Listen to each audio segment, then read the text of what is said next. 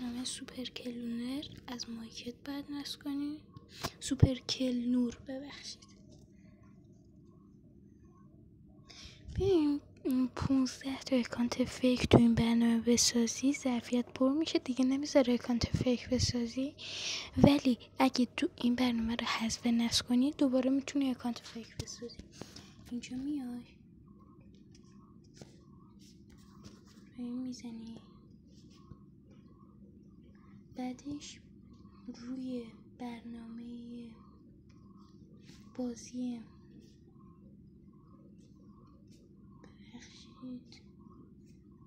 روی بازی مربی بهتر همین بازی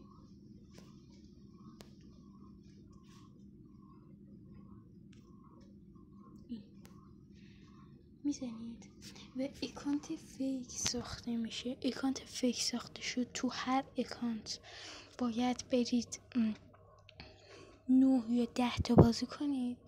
بعدش که کد معرف اومد، کد معرف خودتون یا هر کی که مد نظرتونه میزنید و به شما و این اکانت فیک 10 میلیارد سکو 10 میلیارد پول و 40 سکه میده به شما.